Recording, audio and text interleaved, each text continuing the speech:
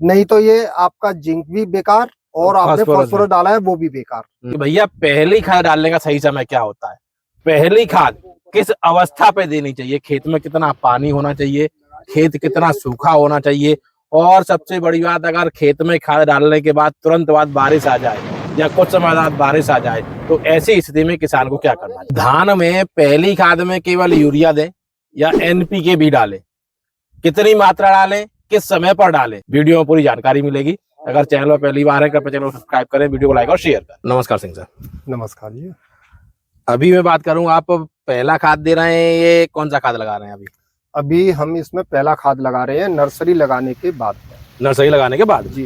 कितने दिन की रुपाई के बाद में ये अभी धान है आपका? ये करीब 10 से 12 दिन का टाइम होता है, उसके बाद जो है ना लगाना चाहिए। जब नर्सरी एक बार जम जाती है और उसमें जो कल्ले फूटने लगते हैं उससे पहले आपका ये पहली डोज लग जानी चाहिए।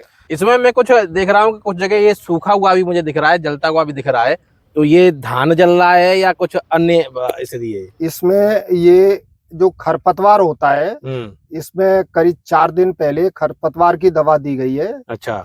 और उससे ये खरपतवार जल रहा है, जिसको समा है, बिसकपरा है, ये 2 थे हमारे यहाँ, मोथा भी है कुछ, तो ये तीनों जल जाते हैं। तो खरपतवार की दवा आपने कितने समय में दी थी? खरपतवार की उससे करीब 6 दिन के बाद में दी थी। रुपाई के 6 दिन बाद? रुपाई के 6 दिन के बाद में। जैसे इसमें पानी कम हो गया, पैर थोड़ा सा सहने लग गया, तो हमने खरपतवार की दवाई दे दी। कौन सी दवा डाली आपने? ये एक ही है, मेट्रीब्यूजन लगती है, वो अलग अलग फॉर्म में अलग अलग कंपनियों की आती है। क्या मात्रा ली हुई थी उसकी? ये हमारे इसमें दी हुई है 1 एकड़ में 300 ml। 1 एकड़ में 300 ml। 300 ml। अभी आप पहला खाद दे रहे हैं जी। पहले खाद में क्या क्या चीजें डाल रहे हैं आप? पहले खाद में अभी हम 3 चीजें मिला रहे हैं। एक एनपीके है, उसमें 20-20-13। अच्छा। और एक एसएसपी है, सिंगल सुपर फॉस्फेट। और तीसरा है यूरिया। यूरिया। और इस समय यूरिया, एसएसपी और एनपीके तीनों की ही जरूरत होती है, क्योंकि फुटान के समय में धान को बहुत ज्यादा न्यूट्रिएंट की जरूरत होती है। इस समय एसएसपी का इसमें क्या काम रहेगा और एसएसपी किस तरह से काम करेगा धान की फुटान में, या जो न्यूट्रिएंट की आप बात कर रहे हैं उनको पूरा करने में? एसएसपी इसमें एक उसमें फास्फोरस होता है। ठीक है। और फास्फोरस की मात्रा भी न्यूट्रिएंट के तौर पे बहुत ज्यादा जरूरी होती है फुटान के समय पे। एक फुटान के समय पे, और एक जब थोड़ा उसमें बाली आने का समय होता है, उस समय भी यूरिया की और इनकी जरूरत होती है, इसकी फास्फोरस की। अच्छा। तो उस समय डायरेक्ट फास्फोरस न डाल करके, क्योंकि वो डिपॉजिट हो जाता है, तो एक स्प्रे करना चाहिए। हाँ, एक स्प्रे की फॉर्म में जो है ना वो डाला जाता है बाली के समय पे। बाली के समय पे जब कोत में आ जाता है, जब जाता है। और अभी की बात करें तो अभी हम इसको सीधे डायरेक्ट इस फॉर्म में दे सकते हैं। जी हाँ जी, इसमें ब्रॉडकास्ट हो रहा है, जो इसकी जड़ों से लेगा अभी, जो ये जड़ों से लेगा। तो ये तो आपने जो है एसएसपी का मुझे बता दिया जी। एनपीके का क्या काम रहेगा और एनपीके कौन सी रहेगी? ऐसा है, एसएसपी में फास्फोरस कम होता है, एनपीके में ज्यादा हो जाता है। अच्छा। तो दोनों का मिलकर के फास्फोरस की एक रिक्वायरमेंट पूरी हो जाती है।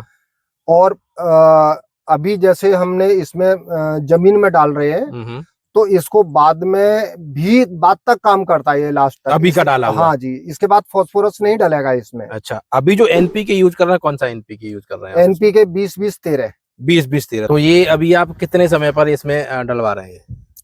ये हमें करीब 12 दिन हो गए। अच्छा। इसको नर्सरी को लगाए हुए, और जो नर्सरी हुई थी वो करीब 25-26 दिन की हमने नर्सरी लगाई थी। मात्रा क्या क्या ली हुई है? यूरिया की मात्रा कितनी है, एनपीके की कितनी है, इसमें और जो है एसएसपी की कितनी? हाँ, इसमें 1 एकड़ में हम 1 बैग यूरिया ले रहे हैं। ठीक है। 1 एकड़ का बता रहे हैं हम। हाँ जी जी। और इसमें करीब 3/4 बैग एनपीके का है, और 1 बैग ही हमारा एसएसपी का है। एसएसपी का है। ये इतनी आप मात्रा, ये 1 एकड़ की मात्रा हो गई। ठीक ठीक। अब जैसे मैं इसमें देख रहा हूँ कि बहुत ज्यादा पानी नहीं है, पैर सह रहा है, तो खाद देते समय पानी की मात्रा रखना चाहिए या पहली खाद देते समय इस तरह सूखा खेत होना चाहिए? देखिए, आपको खाद का एक सिंपल फॉर्मूला है कि प्लांट कभी खाद को सॉलिड फॉर्म में नहीं लेता। ठीक है। ये जब पानी में घुल जाएगा हम्म, उसके बाद ही इसको प्लांट लेना शुरू करेगा। जी। तो खेत में मॉइस्चर होना बहुत जरूरी है। अगर आप सूखे खेत में ब्रॉडकास्ट करते हैं तो आपको साथ ही साथ पानी लगाना है। मतलब उसमें पानी में घुल जाएगा, घुले हुए को ही प्लांट लेता है, सॉलिड को कभी नहीं लेता। ठीक है। अगर 1 इंची 2 इंची पानी है तो वो और ज्यादा अच्छा रहता।